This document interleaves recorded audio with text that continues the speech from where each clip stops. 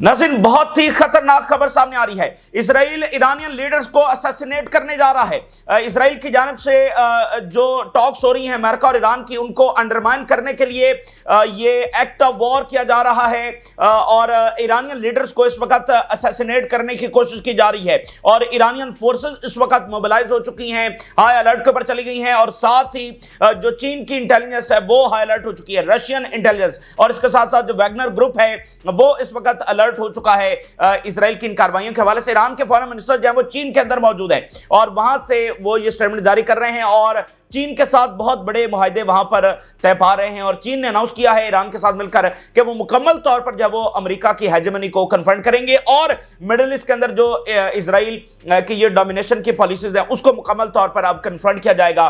China कह रहा है कि अब वो अपनी इंटरनेशनल पॉलिसी के अंदर ये एक बड़ी तब्दीली लेकर आ रहा है कि अब वो मिडिल ईस्ट के अंदर भी अपना किरदार अदा करेगा और इंटरनेशनल जो कॉन्फ्लिक्ट्स हैं उसके अंदर भी किरदार अदा करेगा। और बड़ी खबर यह भी है कि चाइना की जानिब से हाइड्रोजन बॉम्ब का तजुर्बा कर लिया गया है। दुनिया एक बड़ी जंग की तरफ जा रही है और यह जंग जो है वो डोमिनेशन की है और इसमें चूंकि अमेरिका की पकड़ दुनिया पर कमजोर हो रही है तो उस पकड़ को वो मजबूत करने के लिए कहीं ट्रेड वॉर छेड़ रहा है, कहीं पर दूसरा वेपन इस्तेमाल कर रहा है। मिडिल ईस्ट के अंदर बाकायदा उसने वॉर छेड़ रखी है जहां पर उसकी मिलिट्री इंगेज है बराह रास्त यमन के साथ, तो कहीं पर मिलिट्री कन्फ्रंटेशन के जरिए वो अपनी डोमिनेंस को दोबारा हासिल करना चाह रहा है। तो ये जो डोमिनेंस की वॉर है ये एक बड़ी जंग की तरफ ओवरऑल दुनिया को जो है वो लेकर जा रही है। इस पर हम तफसीली बात करेंगे और चीन में क्या मुआहदे तय पा रहे हैं और चीन ने जिस तरह से कहा कि मिडिल ईस्ट में पूरा किरदार अब अपना अदा करने जा रहे हैं। और जो किंग सऊदी अरेबिया की जानिब से खत लिखा गया था सुप्रीम लीडर को, उसके कुछ चीजें सामने आई हैं कि उसमें क्या बात की गई है, बहुत इंपॉर्टेंट है। और इसराइल जो है वो बहुत बड़ी उसको यहां पर नाकामी हुई है कि दो सबसे बड़ी ताकतें किस कदर करीब आ रही हैं। और सऊदी अरेबिया ने ईरान को यह कहा है कि वो किसी तौर पर इसराइल के साथ नॉर्मलाइजेशन की तरफ नहीं जा रहा है। यह सऊदी अरेबिया की जानिब से ईरान को बात कन्वे की गई है। सेंट्रल इसराइल के अंदर आग लगी है, यह बताया जा रहा है, अटैक वहां पर हुआ है, सेंट्रल इसराइल के अंदर आग लगी है और नेतन्याहू और उसका जो डिफेंस मिनिस्टर है वो इस वक्त ऑपरेशन रूम के अंदर बैठे हैं जो सेंट्रल इसराइल के अंदर आग लगी है और इसराइली फोर्सेस वहां पर इंगेज हैं। तो बहुत सारे वाकयात हो रहे हैं, हम आपके साथ शेयर करते हैं। ईरान के हवाले से जो पहले बड़ी खबर आ रही है वो आपको शेयर करते हैं। नाज़रीन, इस वक्त जो सूरत हाल है वो बहुत ही नाजुक हो चुकी है और इसराइल की हरदर्मी, उसकी साजिशें, उसका जुल्म और उसके फसाद की वजह से ये खित्ता और पूरी दुनिया जो है वो बड़ी तबाही की तरफ उसको धकेला जा रहा है। और इसराइल को ये बिल्कुल हजम नहीं हो रहा कि ईरान और अमेरिका के मुज़ाकरात हो रहे हैं और वो कामयाब होते हुए नजर आ रहे हैं। ना सिर्फ अमेरिका ईरान के साथ बराह रास्त बातचीत कर रहा है, वो रिजीम जिसको तो गिराने के लिए अमेरिका ने कितनी कोशिश की, वो ईरान जिसके ऊपर हमला होना था, हंड्रेड्स ऑफ बॉम्ब्स अब इसराइल को डिलीवर कर दिए गए थे।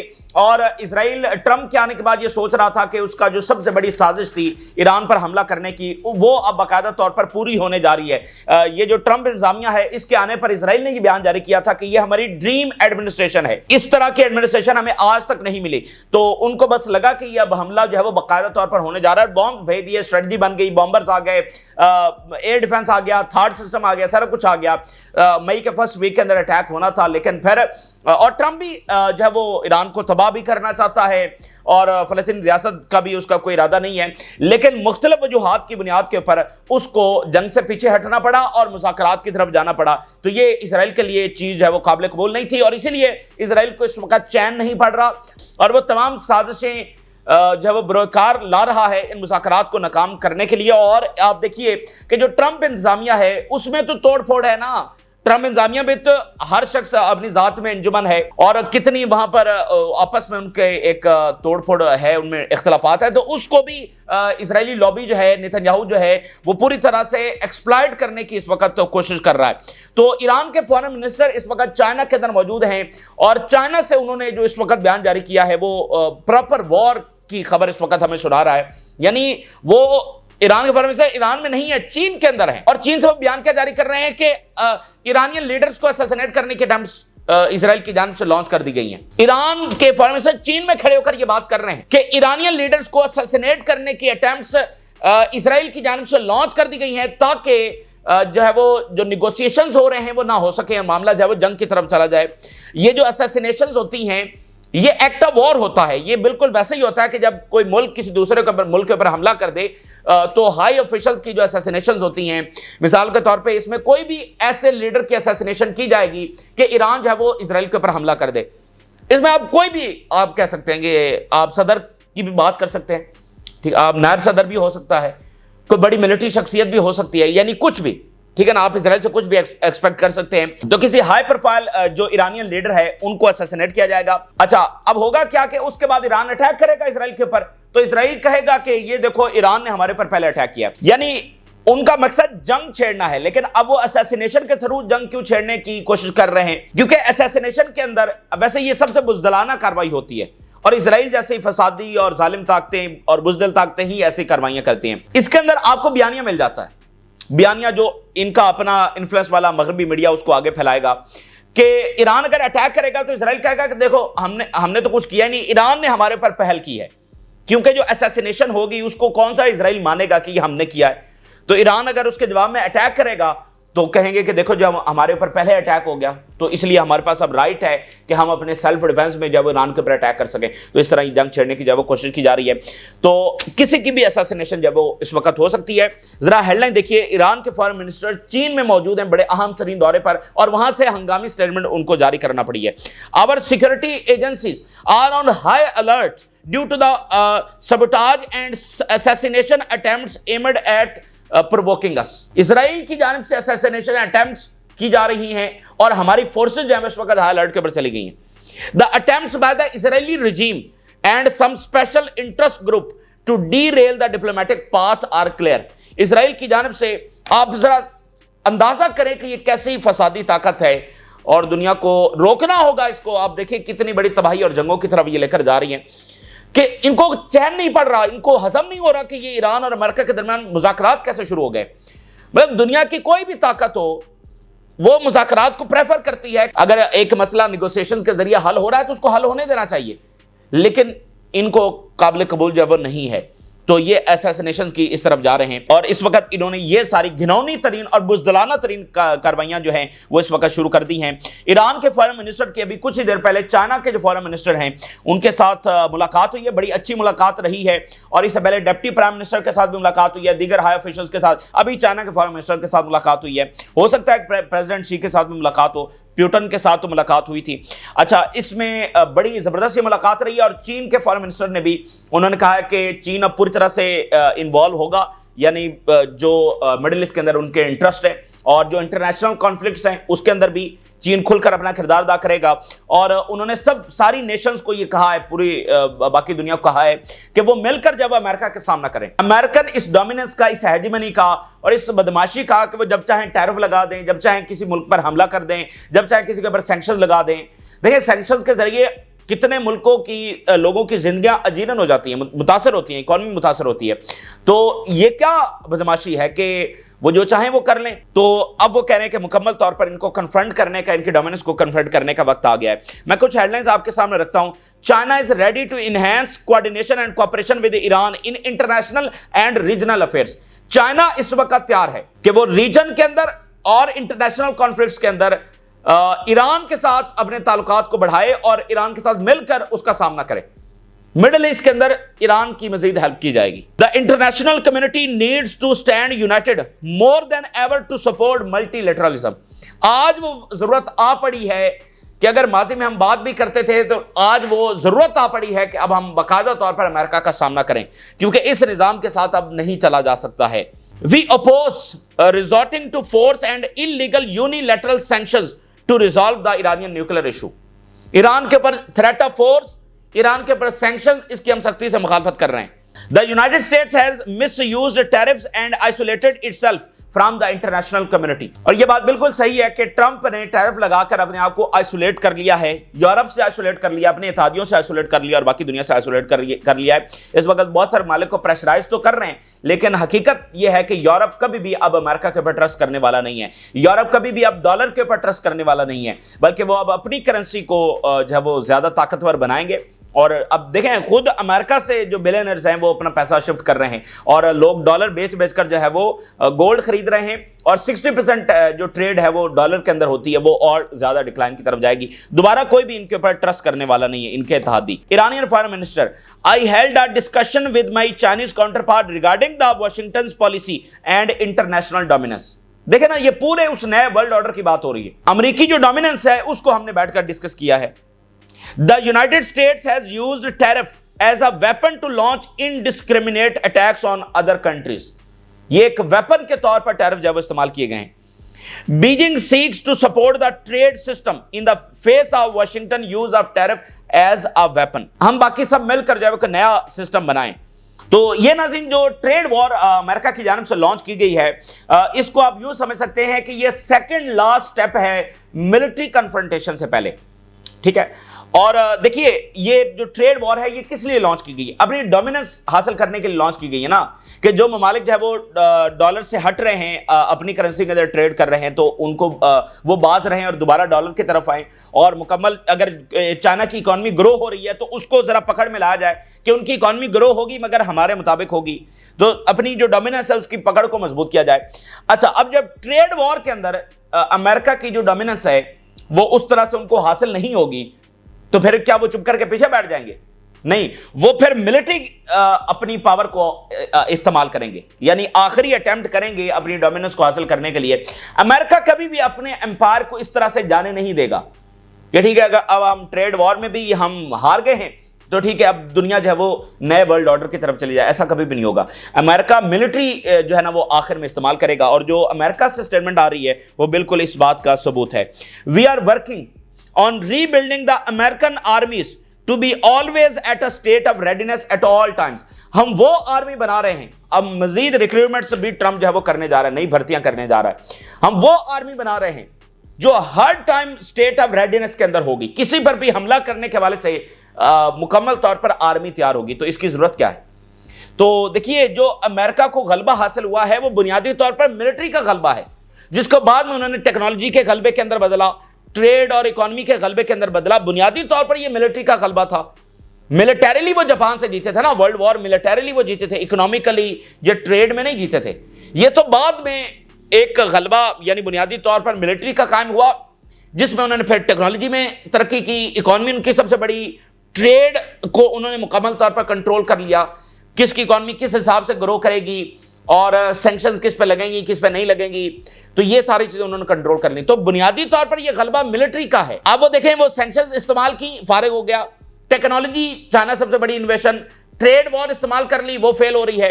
तो बुनियादी तौर पर फिर किसकी तरफ अमेरिका जाएगा? मिलिट्री अटैक की तरफ, मिलिट्री डोमिनेंस दोबारा हासिल करने की कोशिश करेगा, यानी मिलिट्री के जरिए अपना गलबा। तो ये अल्टीमेटली आने वाले सालों में मामला जो है वो उस जंग ही की तरफ जाएगा। और चाइना जो है वो राइज कर रहा है, और चाइना के राइज से मुराद यह है कि उसके इत्तेहादी राइज कर रहे हैं ना। चाइना से ही टेक्नोलॉजी ट्रांसफर हो रही है और चाइना की इकॉनमी मजबूत हो रही है, तो बाकी मुल्कों को भी इसका फायदा हो रहा है जो उनके इत्तेहादी हैं। अगर चाइना इतनी बड़ी ताकत ना होता तो वो ईरान से ऑयल कैसे खरीदता, वो रशिया से ऑयल कैसे खरीदता? ठीक है ना, रशिया जो जंग जीता है चाइना के बगैर वो नहीं जीत सकता था। सारा उनका ऑयल और उनकी गैस है वो चाइना खरीदता रहा है अमेरिकी प्रेशर के बावजूद। तो ये इंपॉर्टेंट बात है। तो चीन का राइज करना या रशिया का जीतना, वो सब इत्तेहादियों का आप समझने के राइज है। अब आप देखिए, कल जो हमने आपके सामने खबर रखी कि 10G लॉन्च कर दिया है चाइना ने, और एक इनकलाब आ चुका है। दुनिया इस वक्त देख रही है कि ये हुआ क्या, और अमेरिका हिल गया है कि ये हुआ क्या है। उनको समझ नहीं आ रही, दुनिया 5G 6G 7G की तरफ जा रही है और चाइना जो है 10G लेकर आ गया है। अच्छा, अब आज क्या बड़ी खबर सामने, वो रोजाना मैंने आपको बताया ना कि एक एक दिन जो है वो दहाइयां तश्कील दे रहा है, और एक एक दिन अमेरिका के हाथ से दुनिया निकल रही है।